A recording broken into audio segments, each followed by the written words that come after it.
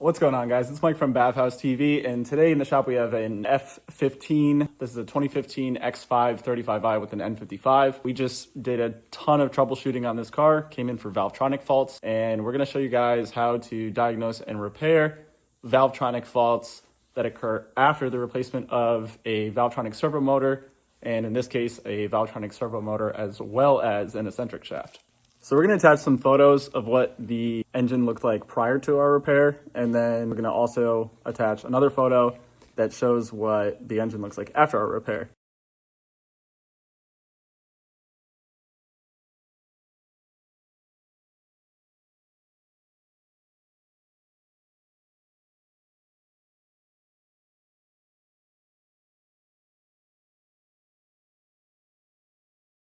This repair required an intake cam as well.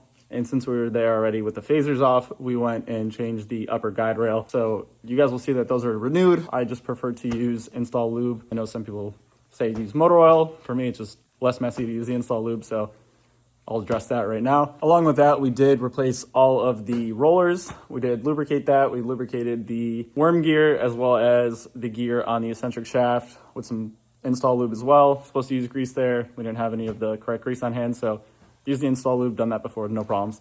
And then along with that, we did a valve cover as well. Just because this car was over condensating, that kind of is what caused us to have to replace the intake cam. It was pretty rotted out in the back, for lack of better words. Water was pooling inside the engine, and we ended up having a lot of corrosion on the back of the intake cam. That all being said, let's go get through this video, and we're gonna show you guys what we actually fixed here and what the reasoning for it is. And we'll probably make another video that's kind of like a warning as to how to properly diagnose Valvetronic issues prior to even touching the car. So this is the N55 engine on the X5. As you can see, we have a new dealer valve cover. We did reseal all the injectors. We did reseal all of the injector housings. Along with that, we did the decouplers on the injectors. New valve cover gasket comes with the valve cover, so all that's done. Again, camshaft, bearings for the eccentric shaft itself. We cleaned and lubricated all of the intermediate shafts, as well as all of the springs and gates for the Valvetronic system. The gates were installed with the proper retention tool. We did use the proper tool to remove the Valvetronic springs themselves. So everything was done properly, but what we had occur, and I normally do this when I'm doing Valvetronic repairs, I ran the Valvetronic servo motor to test the adjustment range prior to installing the valve cover. I'm going to show you a video of what that Valvetronic servo motor did. So as you can see, the Valvetronic servo motor is not correctly finding the stops. It's looking for them. It looks like it's not storing the information in the DME. So the Valvetronic servo motor keeps getting current even though it's at the bottom stop. And then eventually the DME realizes that that servo motor is hitting some kind of resistance and then turning off the system. And it's throwing the new eccentric shaft motor into an emergency operation, which means it's putting it at max lift and shutting it off. So once I saw that, we do have another eccentric shaft motor on hand, so I figured it was worth swap testing to see if there was an issue with the potentiometers built into that Valvetronic actuator motor, and it weirdly did fix a lot of the resistance issue, but the new motor still did have some resistance issues. Here's a video of the second replacement motor that we installed. And after installing that second motor, we thought, okay, it should be safe to put the car back together and go run in Valvetronic. And we actually were able to get the Valvetronic Run-In ABL to start up, but it didn't do any of the idle bouncing. So even though the ABL was running on ISTA on the computer, the car was not connected to it properly, and it would run through the ABL and I would never get a change in idle. So we knew that there was something still wrong. So I'm in the car now, and we're gonna run the Valvetronic startup.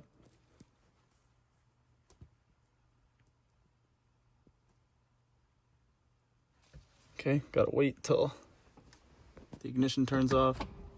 It's gonna clear the codes. Just turn the ignition back on. We're gonna hit continue.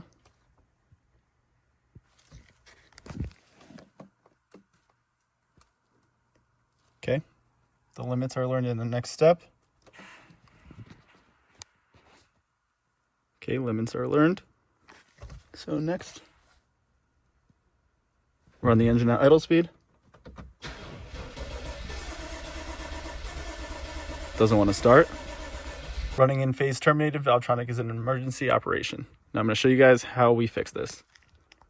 So back at the engine bay, we take a jumper cable, we grab a bolt on the engine, and then we go to the ground on the car. This is the jump ground, but you can ground anywhere. Now we're going to go back inside and try to run the ABL. Now back inside the car, we're going to restart ISTA, and this could be critical, so I would say always restart ISTA when you do something like this.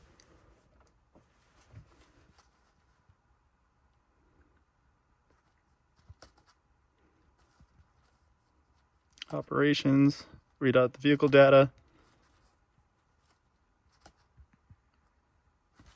We're using a DCAN this time. Sometimes the Ethernet screws up the voltage signals here when you use like node.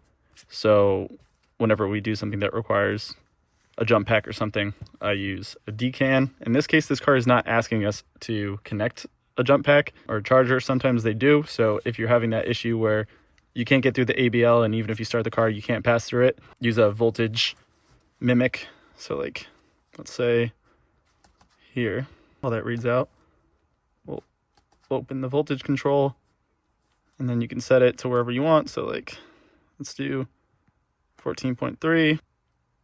There we go. Well, for some reason, it's not working right now. I probably just need to restart the computer. This is how you manipulate the amount of power that the computer thinks that the car has. So right now, if this was working properly, it would say 14.3 volts for both ignition and power. And then that lets you bypass that ABL power supply issue. But it's besides the point for us because it doesn't ask us, but this is how you get those to actually read voltage values. So I'm just going to close out of this. Okay, the next thing we're going to do is display the faults, and then we're going to clear all the codes. Okay, so delete all the fault memory.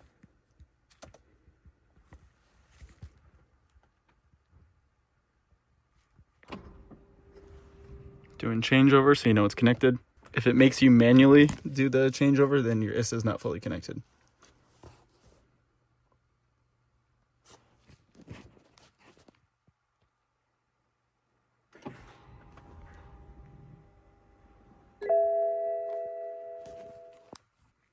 All right, once the fault data is deleted, you can go to vehicle management, service functions, powertrain, engine electronics for MEVD, adjustment functions, go all the way down, Valvetronic run-in phase, start up the ABL again.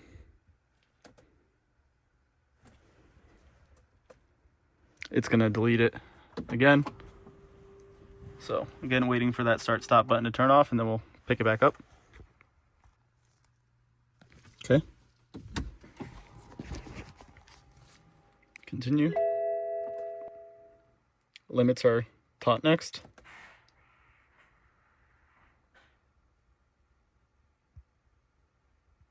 Run the engine. Starts right up. Run engine at idle speed. Afterwards, next.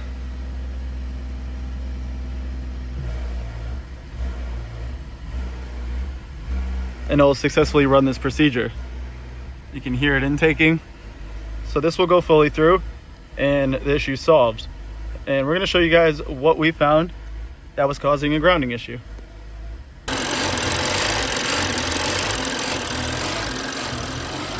Also, it doesn't ever hurt to double ground.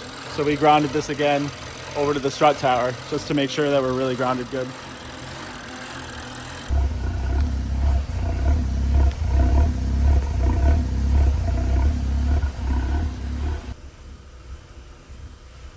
All right, got through the first 450.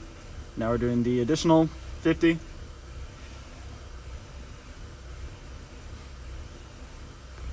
And we're all set. Stop engine, intake complete. Hit continue. Service function finished. So it's successfully done. And now we know we have a grounding issue.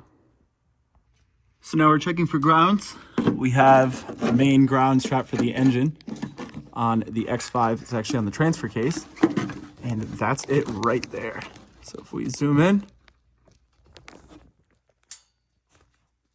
you can see how burnt up that ground is. So we have a new ground on the way, and we're going to replace it, and that's going to be our remedy.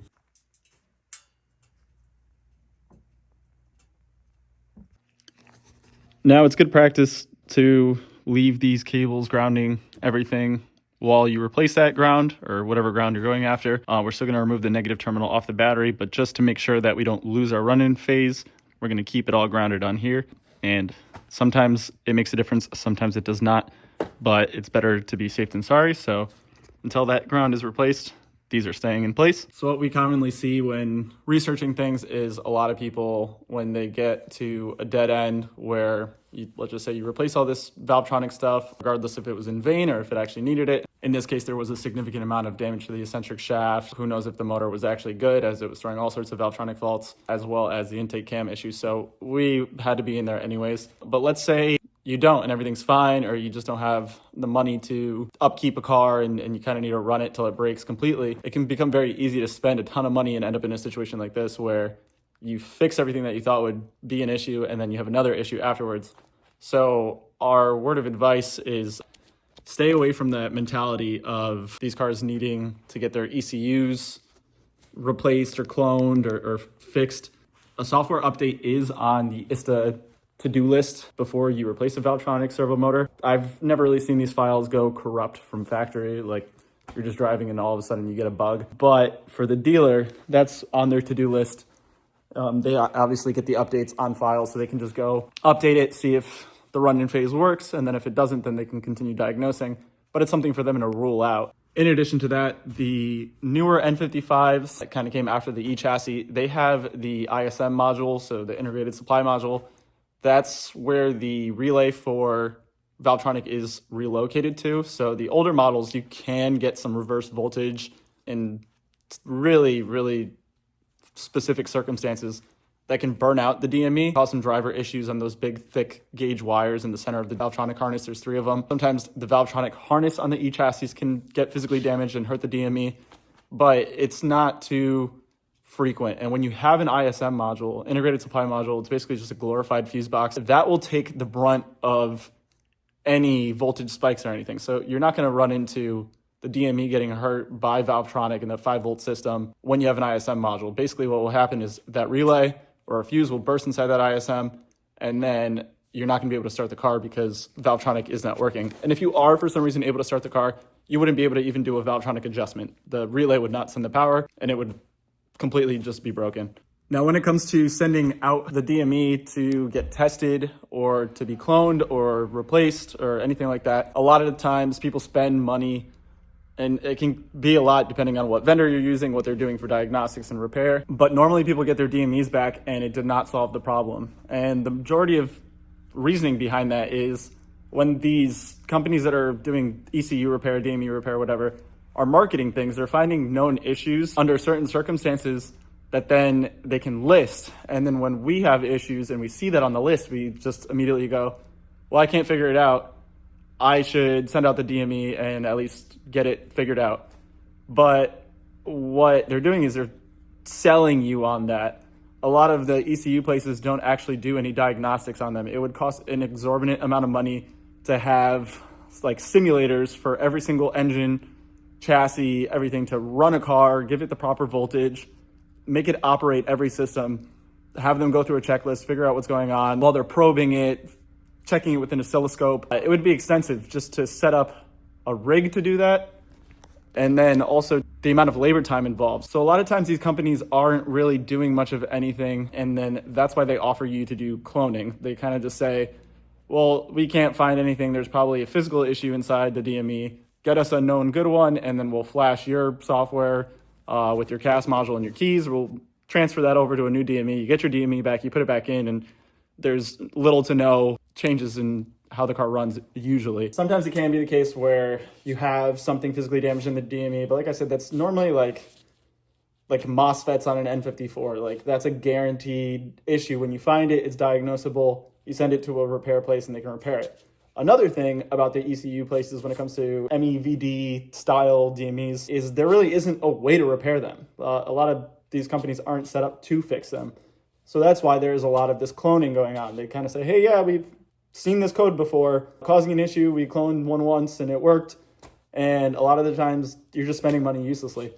So kind of what I learned from this and what my new practice going forward is prior to doing any Valvetronic diagnosis on any of these cars, whether it be the N20, N26, N51, N52, N55 specifically, maybe even B5Xs as they get older, B4Xs as they get older, is going to be hooking up ground cables to the car, doing a Valvetronic run-in phase, and if it completes it, we know that there's a grounding issue. We can start there, or we can assume there's a grounding issue, try to find out what's going on, run the Valvetronic run-in phase again without ground cables on it, see if that issue comes back. And if that's the case, then it could be diagnosable that way.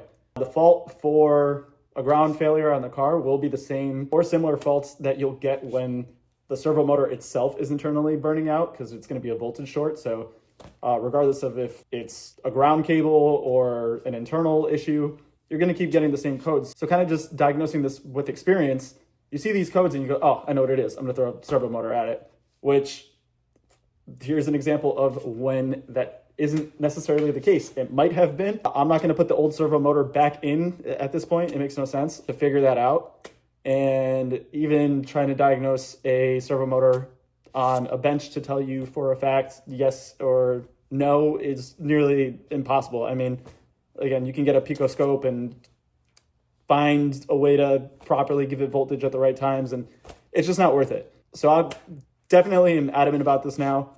From now on, if I have an N5X or any car set up with Valvetronic, first thing I'm going to do before doing any diagnostics is put on jumper cables, run the ABL, take the jumper cables off, run the ABL again, vice versa, whatever. And I think that's going to be the best way to solve if we have an issue with the servo motor or the harness or something like that, or just a general grounding issue on the vehicle, because this thing gave me the runaround pretty good. I mean, we found it, but I feel like a lot of you guys that are stuck right now with your Valvetronic issues are probably running into this, because I'm reading through a bunch of forums that are left open with no answers, and nobody's speaking about grounds. And we've seen ground failures on these, but they normally cause no starts.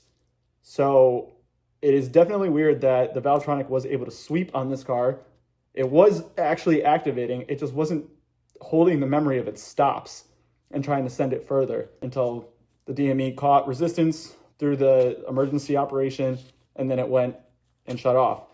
So first time seeing that where it half works or it operates but doesn't store the data. That would lead anybody to think, oh, it's not storing data, it's something in the DME.